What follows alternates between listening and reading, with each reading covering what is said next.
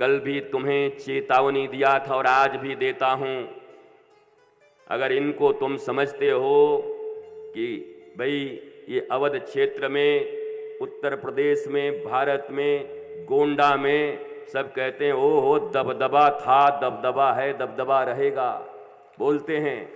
तो यहाँ इनका बाप बैठा है, इसका भी दबदबा था, दबदबा है और दबदबा रहेगा। हम भी भारतवर्ष की इस भूमि पर आज तक कभी किसी से बिना कुछ स्वीकार किए मां भारती के लिए, राम के लिए, कृष्ण के लिए, हनुमान के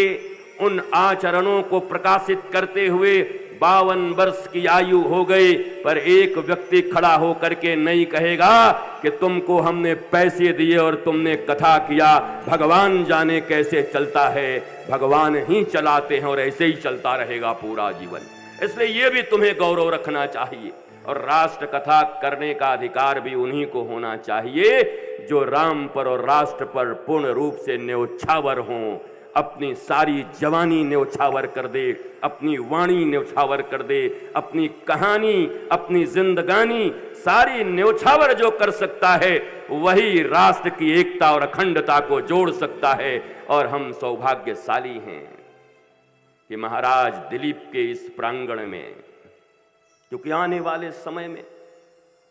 ये क्षेत्र दिव्य तीर्थ क्षेत्र बनेगा। ये मैं आज हृदय से मुझे जो आभास हुआ वो घोषणा कर रहा हूं। और अगर तुम देखना अवध क्षेत्र में, अयोध्या में ही ये दिव्य क्षेत्र ऐसा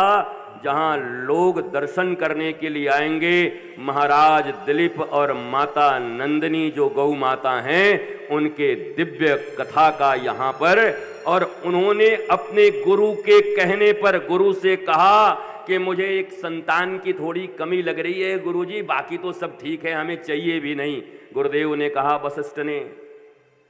मैंने कई बार ये बात तुम्हें सुनाई है कि दशरथ जी के जीवन में भी जब,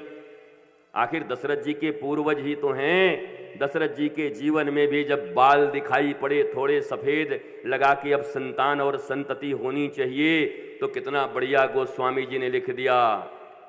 कि एक बार भूपति मन माही भयो गदा निमोरे सुत नाही। तो कहाँ गए? अमेरिका के राष्ट्रपति के घर गयो महिपाला, मंत्री साहब के पास गयो महिपाला, फूफा के पास गयो महिपाला, काका